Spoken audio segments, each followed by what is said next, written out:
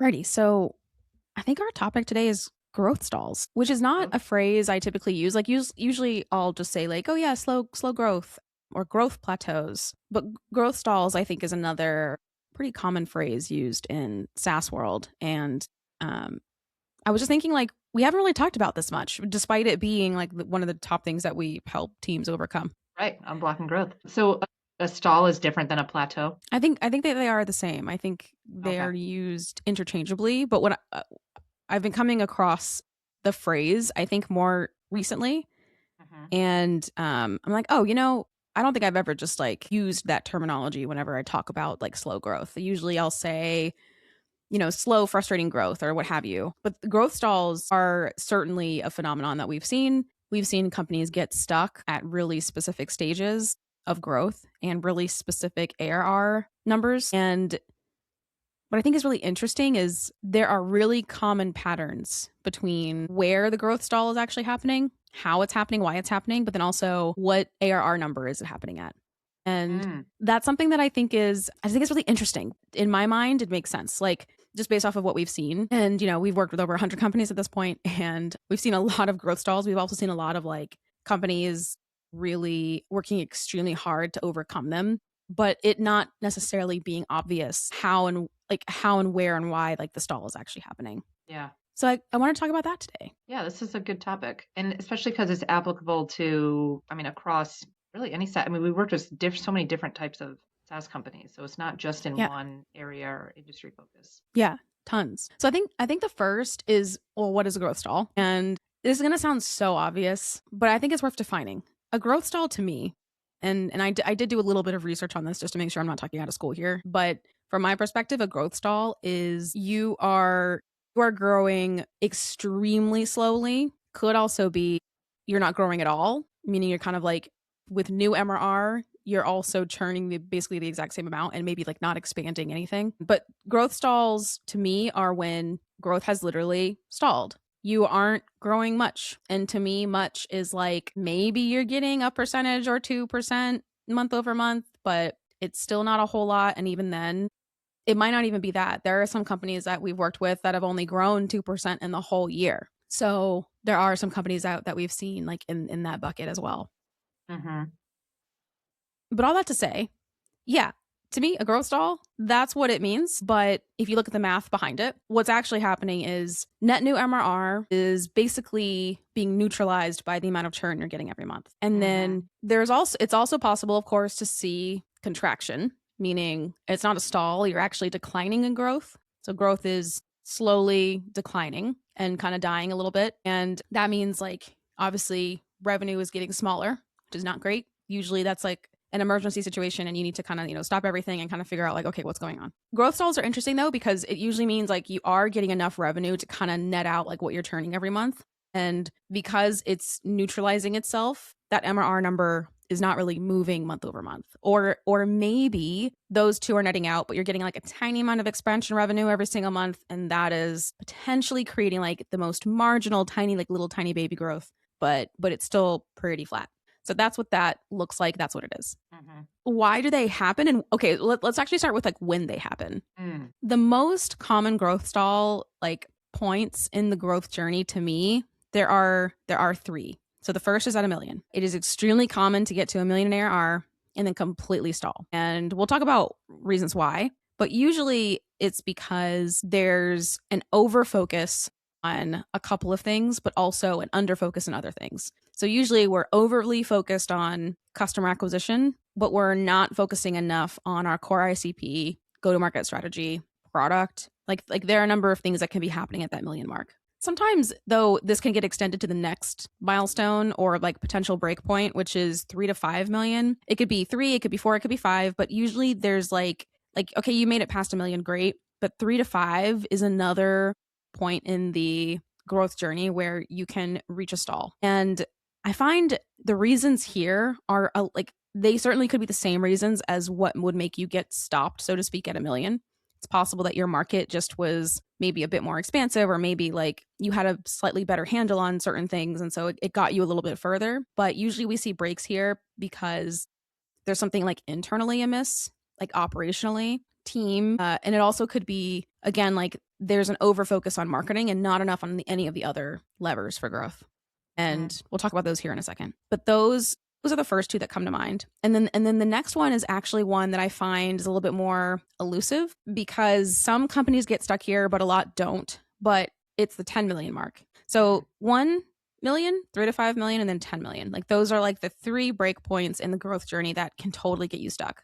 10 million is interesting, especially in the bootstrapped world, because there are so few companies that reach 10 million ARR that it's a little hard. It's a little harder to study, in my opinion, because the ones that are there are just like, they're just in a different bucket. But what I find is really true about these companies is if they're lucky enough to get to 10 million, great. What needs to happen next is they ideally need to start thinking strategically about product and about market expansion and about go to market, but in a way that they might not have had to have before.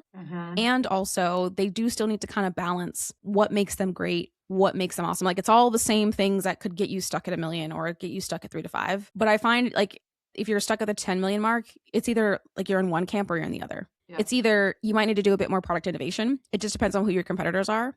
Or it's nope, you're doing like you have extremely strong product market fit. You've maybe lost a little bit because you're not as focused on your ICP. And we need to refocus on the ICP. So I feel like it could be either or.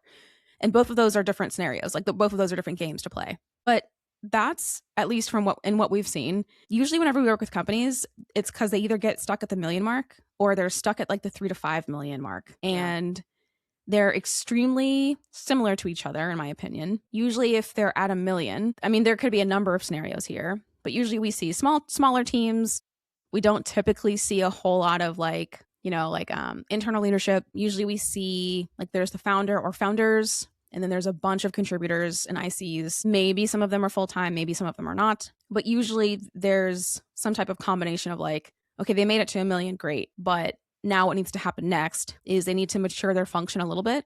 We also need to get really hyper clear about what got us here and won't necessarily get us there. So what needs to be realigned or refocused or recentered like in the business. And this could be from a go-to-market perspective. This could be from a product perspective. This could be from a product marketing perspective. Like there are a number of things that might need to get just like realigned and refocused. The hope is that by 1 million, you have a solid understanding of your channels, like acquisition wise, like what actually gets you more customers, what activities get you here or will take you beyond. And what we find is like at 1 million, that's not always clear. Like it's not always clear to the team. Yes, SEO, AI SEO, or ads. What's the channel that's going to be super scalable for you that you can continue to invest in to get you more customers? Right. Is it neither of those things? Is it more like you need to focus on building your email list or attending conferences or whatever it is? And all of that is going to be super hyper dependent on, of course, your market, your budget, all those things. And 1 million is tricky because if you don't have that scalable channel and also you're not thinking about the other growth levers, which we'll talk about here in a second, it's really hard to break past 1 million. Or even like getting to 2 million seems and feels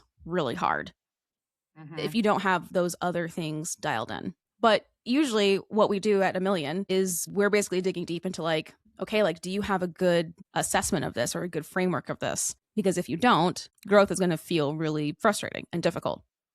And on the chance that you have it locked down, like maybe you have a super solid understanding of customer acquisition, and that's amazing. But maybe it's actually the other levers, which brings me to the other levers in the business. So usually like getting to 1 million, you're hyper focused on customer acquisition, but there are other levers, which we talked about before on the pod. But if you're trying to get to 10 million, like you have to be pulling the other levers. Like you can't just be pulling the like marketing customer acquisition lever, because you will, not only is it one of the least efficient ways to grow, but it's also like it's more expensive than it's ever been, all of the things, which is why it makes it less efficient. But that's again where we start looking at how are we doing on the activation side? How are we doing on the retention side? And not just short-term retention or like monthly revenue retention, but like long-term retention. Are we keeping customers longer than 12 months? And if so, what percentage of them from the moment that we acquired them out of that cohort do we still have solid net revenue retention at the 12-month mark? And then we also get into pricing and monetization. So this is where we start thinking about, okay, we're starting to maybe refocus and recenter a bit on our ideal customer profile, our ICP. Do we have the right pricing model for those people? And the same is true for some of the other maybe segments that we're targeting. And we also get into thinking about internal operations and process, which is a word, a phrase that I think people underestimate. Like they kind of underestimate, your like product development process or like your product road mapping process as being maybe a contributing factor to your slow growth. Not everyone thinks about it like that, but if you're not looking at product as a growth lever, and if you're just kind of like ticking off boxes because you've got to reach feature parity with something that may never actually happen, you're leaving a huge thing on the table, basically. And you're basically saying to the world, hey, I'm not going to really pay attention to what customers need. I'm just going to pay attention to like what other competitors are doing and, just check the boxes of like what it seems like I need to do. Some of that might be real, but a lot of it might not. And we've seen many companies chase feature parity to their detriment and it not work out at all. Yep. And then we get into too, like, that's product operations, but there's also like marketing ops. There's thinking about like, okay, well, who's on the growth team, things like that. And then there are like more nuanced things like, what's our go-to-market strategy, things like that. But what we find is within each of those levers to pull, some of that might be working well, but my guess is with a growth stall, and just from what we've seen with a growth stall, it's probably more than one thing happening. And you've really got to dig into each of those and just make sure that everything is up to snuff. This is really, really, really hard to do though, if you've never seen what a like high performing growth team looks like. So this is where I would say like you've got to surround yourself with other people who have experienced growth stalls and come out of them, other people who have solved particular challenges. You might think like your pricing is perfect until someone like you work with a pricing expert and then you're like, oh my gosh, wow, like this is actually trash. Let's start over. And so I do think, surrounding yourself with experts helps a lot and is going to be infinitely more effective than you trying to kick around like by yourself. But yeah, those are the levers. Those are like the points where you can get stuck. And I've talked a little bit about like the differences between like, what levers come up for each of those phases and stages.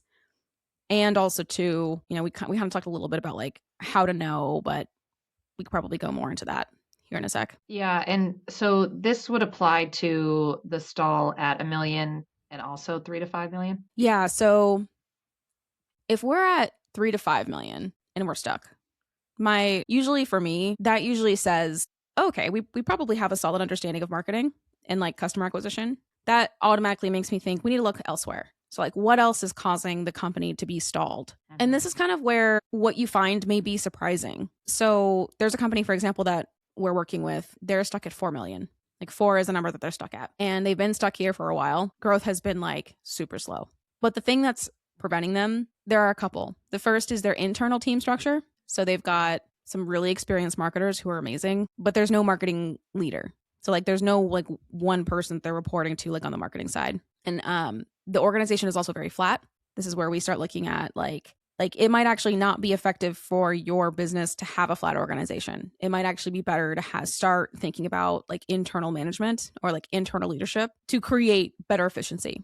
Because if it's the founder who's managing everyone, well, the reality is they're not going to be able to manage everyone effectively. It's just not going to happen. And also too, that's under the assumption that the founder is a good manager. The founder might not be a good manager. The founder might be a terrible manager. And that might also be like a part of the problem. Well, if you have more of a team, so like there's more than one person on the marketing team, for example, it might be time to start thinking about, okay, who's going to be the head of marketing and who's going to oversee this function and be responsible for the performance of the function. And as founder CEO, I'm going to work primarily with that person, but I'm not going it will not be expected of us to work with like the individual contributors on the marketing team, because really the head of marketing should be responsible. The same is true for product. So this is also when we start seeing, and this is one of the fundamental questions that I think founders have to ask is, are you still the right person to lead product? And you might not be. But you also might be. Like I have seen scenarios where like, oh no, that person really should be the person to lead product. Like the founder should be the one to lead product because they are the most dialed into the customer. They like every new feature creates growth opportunity for them. Like it's not just like, quality of life improvements or whatever. Like it's stuff that people care about. Maybe it actually could be quality of life improvements. It's also stuff that people fundamentally care about. And that it makes customers happy. Every time they make a change, they get another, brush of word of mouth or whatever. Sometimes the founder is the right person, but sometimes, and a lot of the time, from what we've seen at least, they're not always the right person to lead product. And it's because they've been running product in the way that they know. They've never seen an expert come in and do it. And what we also find too is sometimes there's just not enough product market validation, or there's not enough discovery that happens on the product side to know if this is the right feature anyway.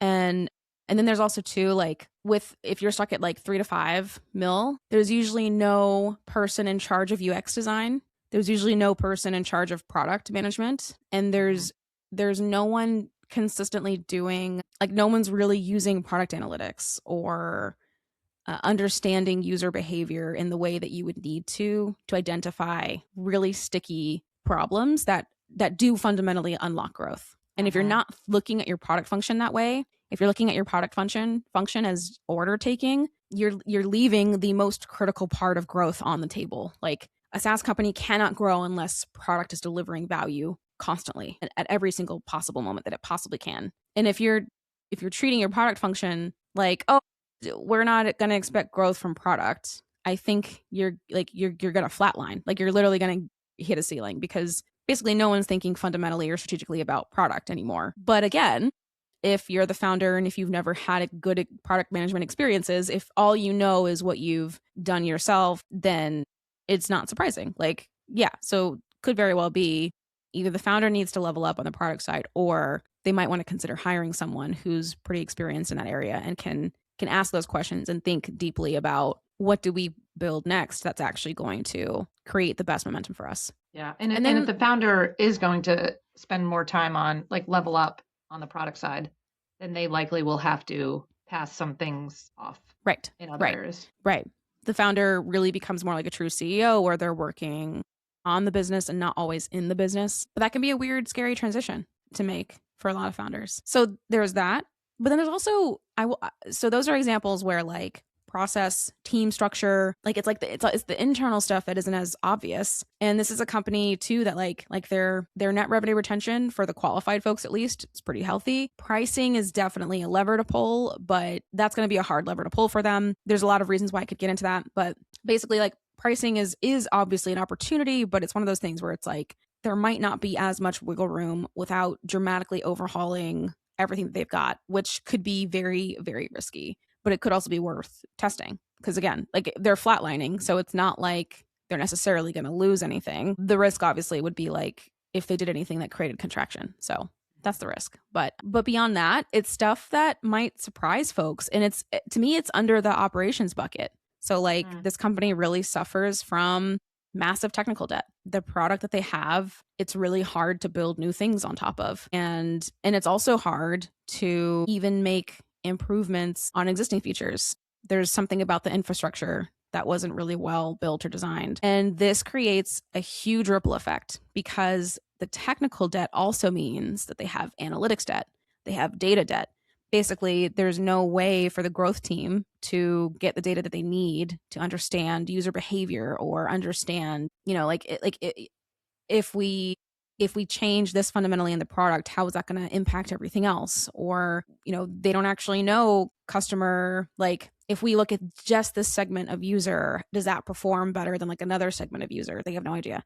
There's no way for them to analyze that data. And if they did, what they do now is they basically hire like an analyst to try to like sift through that information for them. And it's a very tedious, it makes everything growth related extremely tedious, because there's no analytics really. So it's a human crunching the numbers. And it's not like, oh, just like plug AI into it. Literally can't. Like it's impossible to plug AI into any of this because the technical debt is just that bad. So this is the type of thing that creates a ripple effect across the entire organization, where part of why they are stalled is because they don't have the insights and data that they need to make better decisions, but it becomes a self-fulfilling prophecy. So they do things without the information, basically. It has a neutral effect, doesn't really do much. And when they get data that they can actually use, even if they were to implement certain things, they wouldn't necessarily know if that made a positive or negative impact.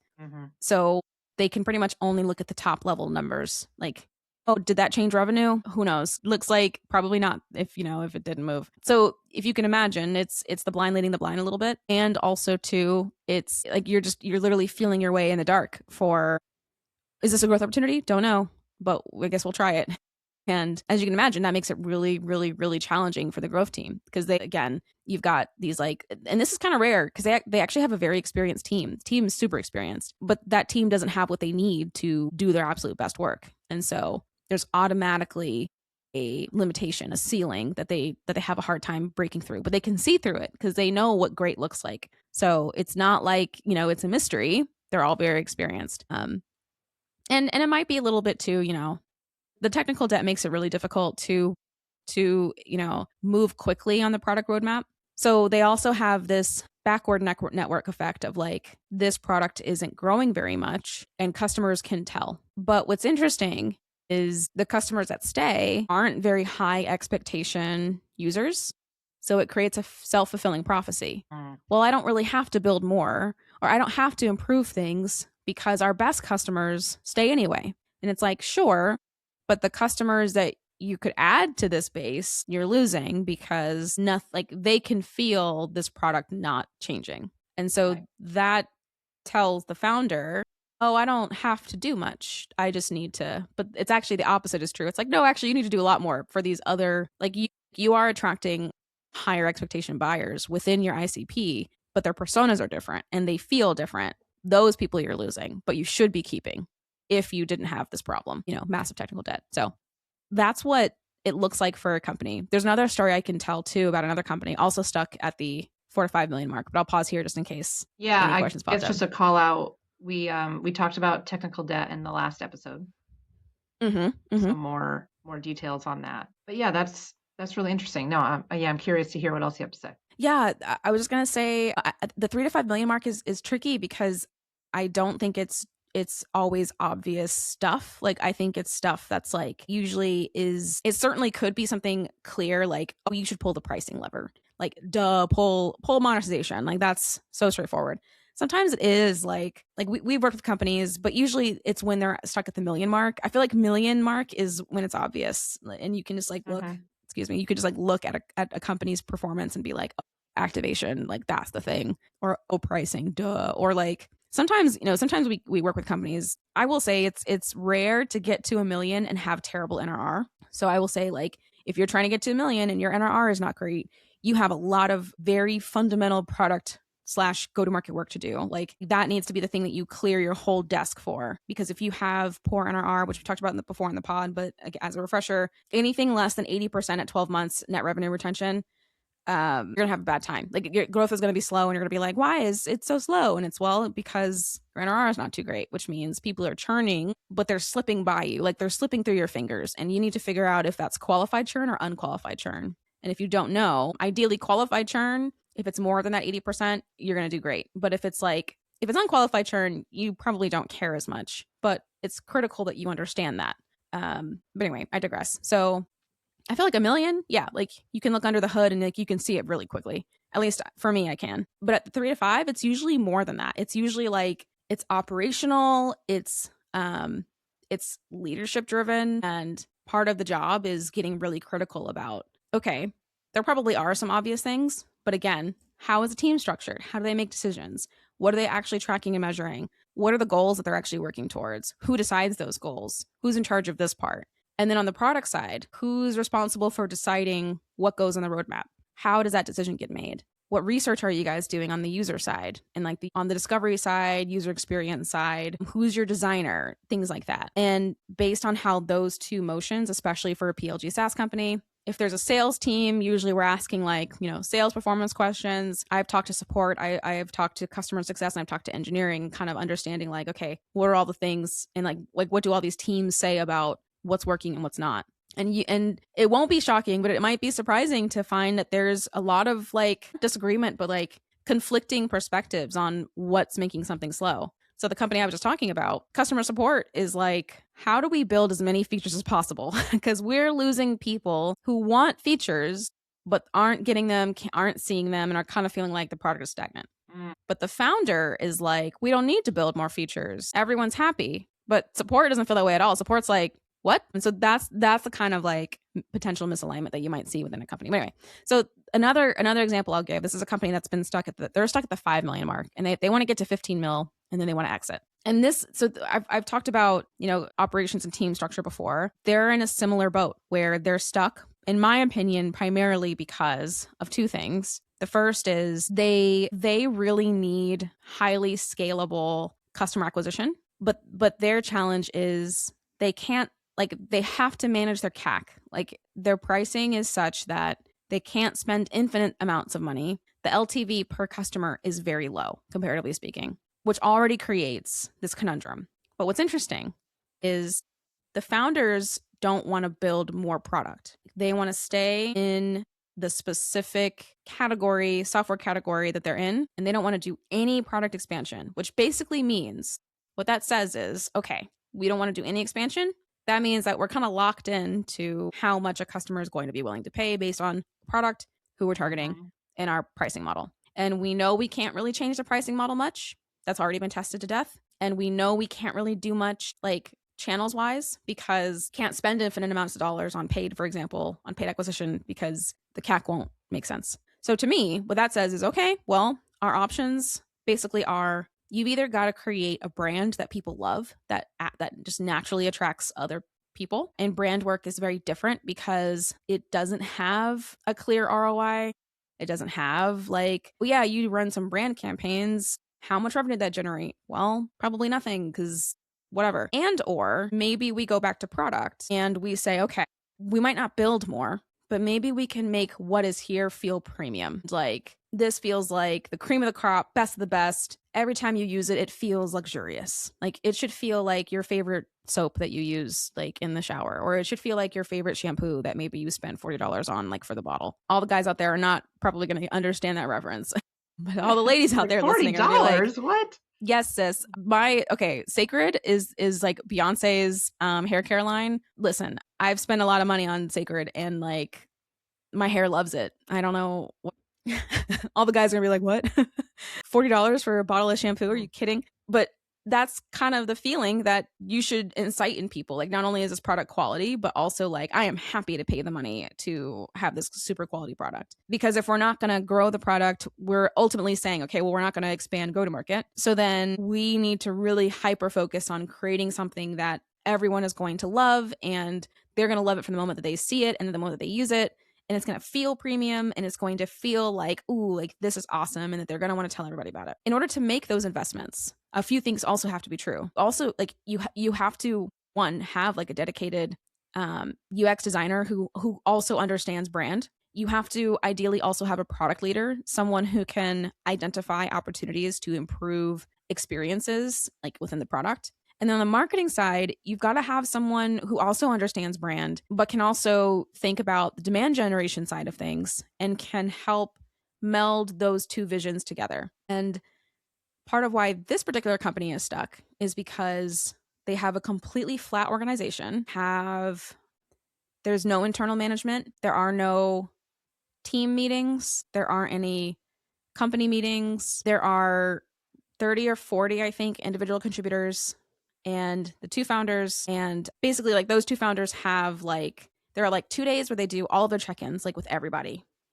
And the contractors, so that's the other thing too, is there are very few individual there are very few full-time employees. Most of them are either contractors or agencies or freelancers. And basically these two founders have sprints where daily scrums where they have 30 meetings in a day or something like that. It's crazy. And the contractors and freelancers and consultants, none of them actually are talk to each other, or if they do, it's very minimal. And so basically this is an operational, I was going to say nightmare, but that makes it sound mean. But to me, it's an operational nightmare because basically those two founders are the bottleneck for everything.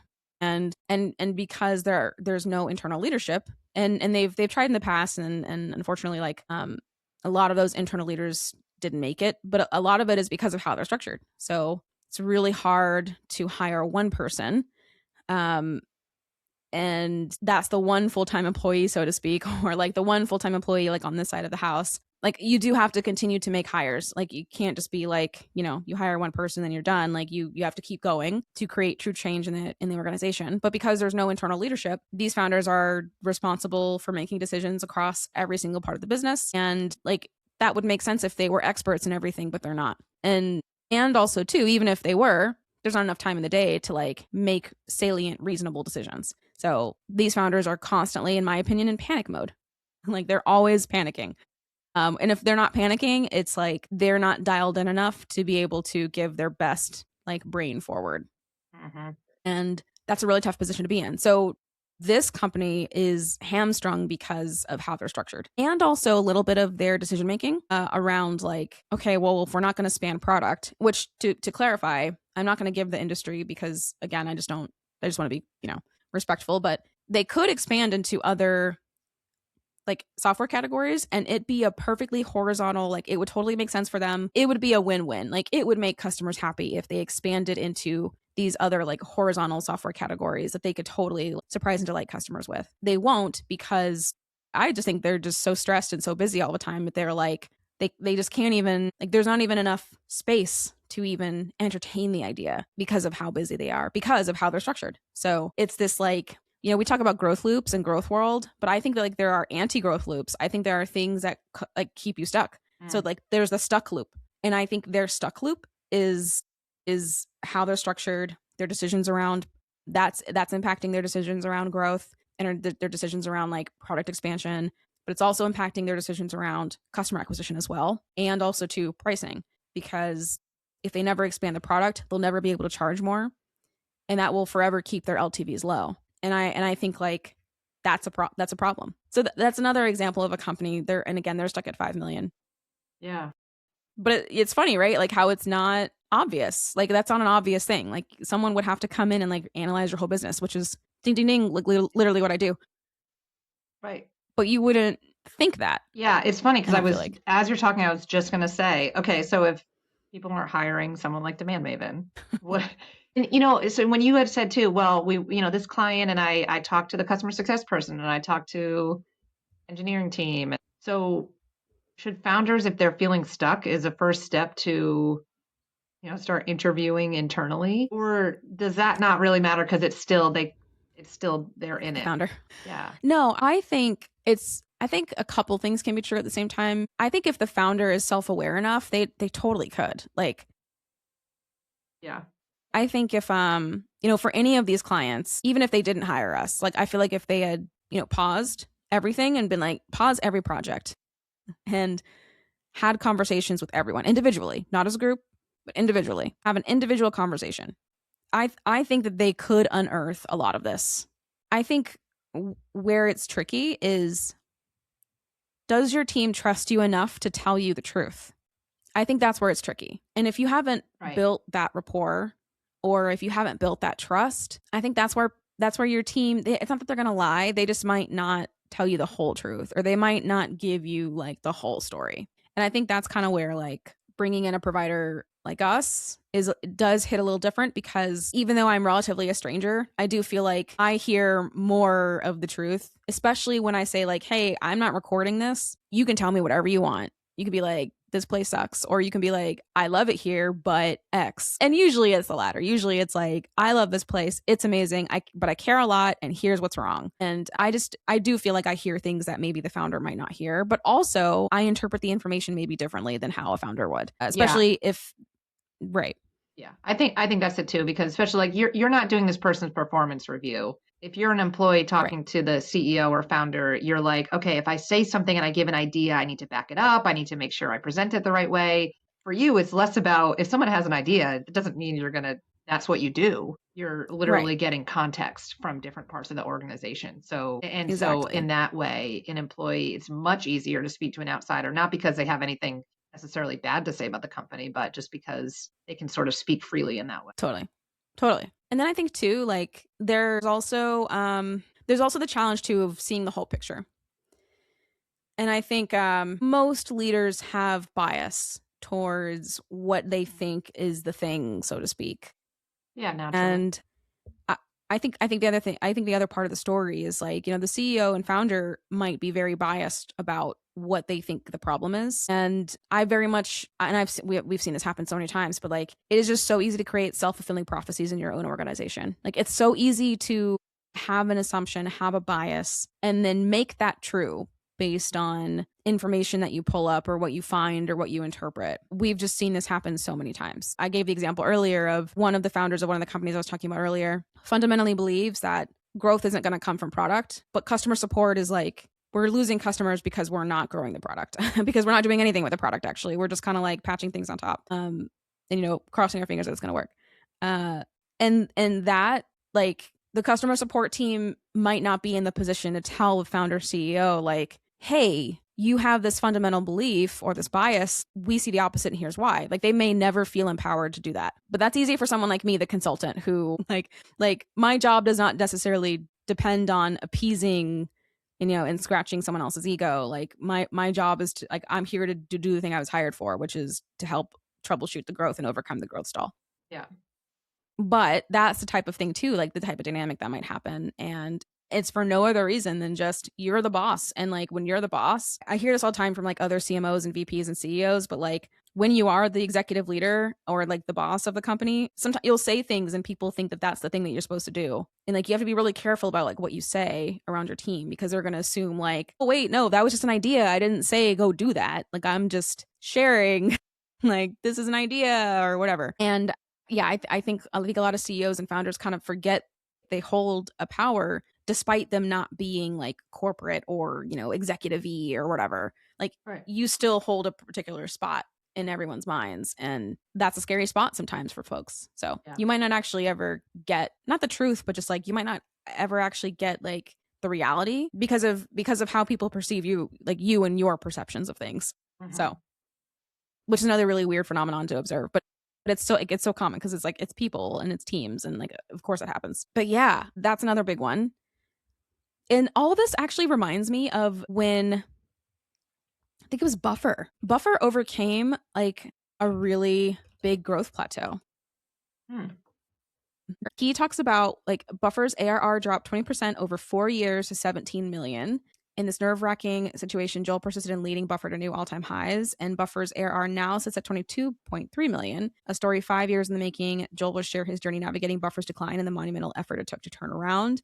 If I recall correctly, they basically had like a hyper focus on churn. So they were experiencing like pretty bad churn, and they had a hyper focus on churn from like a company level. Like, and what that means is pausing every project and getting every team aligned on this one problem, which I crave that type of leadership so much, because I think so many leaders today just operate in status quo. And I'm guilty of this too sometimes. Like, even like when I think about my fractional CMO work, for example, like I'm kind of having this like internal like kicking myself, because I'm like, damn, am I just status quoing right now? Or am I like I need to get out of my own way, and I need to see outside of myself, which is really hard to do. But I crave like the leadership of pause every fucking thing, because nothing else matters until we fix churn. Like, oh my God, I just like, that made me so happy just saying that. Because I think a lot of teams are in free fall or have experienced free fall or are in a stall, and they don't do that. And they're like, oh, well, we can just continue operating and maybe something will happen and it'll get fixed. But usually what it requires is, no, maybe you need to like pause every project for a second and just like actually address the problem. It's doing status quo and then adding random projects here and there. That sort of makes everyone a little frenetic. Yes. But then it's like, all you're doing is just adding more people, like adding more things on more people's plates. And that makes it kind of worse, in my opinion, because you're still not really addressing the problem. So that's not an option in my mind either. And maybe you get lucky and like it works out, but I find 9 times out of 10, it doesn't. And like, you do just need to get like hypercritical about, okay, what's on everyone's plates? Does this make sense? And if not, toss it. This is now the new priority. And so if I recall correctly, like that's exactly what he did. And he and his leaders and his team, they basically were like, what is Buffer actually good at? They basically did like a go-to-market realignment. What is Buffer actually good at? Who is it the best for? And let's look at the product roadmap and clear out anything that's not for those people. And now let's look at go-to-market and like customer acquisition and clear out anything that's not for those people. And now what are we left with? And that type of like refocusing and realignment is so critical, necessary, like all the words. Like, it takes a lot of guts to do that, but it also takes a lot of like, if you're the leader, you're exercising leadership. Like you're using the power of leadership to make a fundamental change in the business. And they were at a different growth milestone, but like Joel is a testament to like, it doesn't matter what stage you're at, you can experience a growth stall. And actually for them, contraction, decline. I don't remember where they were. Well, I guess they dropped 20% off. Sorry, 20% over 4 years. I don't know what 20% lift would be, but the math is not mathing in my brain right now. But like it can happen to anybody. They probably were at the 20 million mark or something, or 19 million or something. And that was a wake-up call for them. So it can happen at literally any stage. But I'm excited for them though, because I remember seeing that on, I can't remember if it was Threads or Twitter. Probably wasn't Twitter, or maybe it was might have been Blue Sky actually, but I remember seeing the story and Joel talked about it and I was just like, that's incredible. And that's the kind of like leadership that you have to have about a growth stall. Like you can't sit and add more projects and hope that works. Like you might have to pause things and also throw certain things just completely out and refactor everyone's brains about what needs to happen in the business. And there's a term for that no one likes, but it's change management. It's change management. It's transformation. All these like Harvard Business Review words, change management and transformation. And that's the shit that like people don't like to do, but it's what's necessary. Yeah. And it's like a very enterprise level term, right? Very. But it still doesn't mean it's not applicable to a startup. I also think too, there's this myth that like, just because you're a small team means that you won't experience these problems, or like, well, I've heard this before from founders and CEOs. Well, we're small, so we don't really need to have change management, or, and sometimes I have a bias towards this a little bit as well. But from my perspective, sometimes I'm like, we're too small to have growth problems. I actually take the opposite. I'm like, we're too small to have growth problems. Like you've got 10 people on your team. Those people should be pretty deeply aligned. Or like you've got, I don't know, 20 people, like that's so small. Like there's no excuse to me to not have people like aligned in terms of, okay, well, what are their priorities? What are they doing? And do they have like clear goals? And great. Okay. Are they clear on their expectations for like what they should be doing? So I'm actually kind of the opposite, but I think a lot of founders and CEOs, when they're that small, they kind of think the opposite of like, we don't need processes. We're small. Or like, we don't need ops, or like, we don't need to have a kickoff meeting before a project because like everyone should just know what they're supposed to be doing. And I'm like, absolutely not. But this is how operations becomes a growth lever for people, because there are assumptions that you don't need to be structured when you're tiny and like in the early days. But actually, ops is how you scale. It's literally how you scale anything. But for whatever reason, it's just this like redheaded stepchild, I feel like it's like nobody cares about ops. Yeah. Despite it literally being the thing to help you like operationalize and grow. Yeah. This is maybe a little bit of a tangent, but is Buffer, I remember following Buffer in their early days, and they were like big on remote first, right? And being very transparent about, thought it was Buffer. I could be wrong. If it wasn't them, it was Basecamp. Well, I know Basecamp definitely. And I thought then Buffer followed them and they did a lot of remote kind of before COVID times where, everyone then became a remote company. Yeah, it is kind of wild that like, I feel like Buffer, Basecamp, and there were a couple others. Yeah, they really did kind of create the framework for how to be remote before everyone needed to be remote, which is kind of cool. Right. They kind of pioneered some of that. And so, which sort of makes sense of why, and Joel, the founder, just being so that sort of people operations focus that you need to have if you're building that remote infrastructure. Mm-hmm. Which is also interesting too, because everyone being remote also means you need to, like in many ways, have more structure, rules around how you're doing things in the remote way. I completely agree. Yeah. Yeah.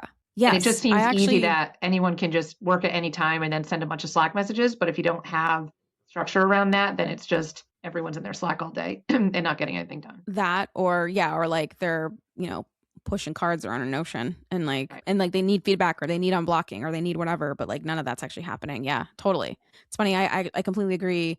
I feel like when you're remote, you actually might need more structure maybe than, but the structure looks different. I think it looks different than if you were all in an office.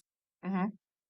And it's like what's the digital etiquette and then like the digital culture of the company. And then also how does work get done? Like what do your work streams look like? And yeah, for whatever reason, it's just not a very, we have a whole episode about ops, but like I do find like when companies get stuck, a lot of it kind of comes down to how they're operating and like what choices are they making and what trade-offs are they making every time they make those choices. And then too, like how are they prioritizing what's important? and what's not. And I think that it's funny. I'm saying this just as much for myself because I'm like, damn, I gotta go and realign some things on my team on the CMO side. So this episode isn't just for listeners; it's also for me as well. Yeah, I mean, doesn't mean it's easy. No, absolutely not. No, it's hard. It's hard as hell. And then too, people can misinterpret too, what you say or what you're asking for, and then you gotta that's part of being a leader. I think you gotta show them, and then hopefully it shakes out okay. But yeah, so the buffer story is cool. But I do think his story is pretty cool in terms of overcoming the decline. But it 100% had to do with a lot of what we just discussed, just at different scales, and I think with more complexity because a $20 million company, the volume of customers that you have, it just looks like the scale does look different. And I'm actually not sure if Buffer has any additional products or if they have any acquisitions under their belt. If they've acquired companies. I know for Moz, which I can say this publicly because Rand said it publicly. But when Rand stepped down as CEO, he had grown it to about 50 million ARR. And by that point, I want to say that they had made a few acquisitions of other products, but they were in a growth stall for a while.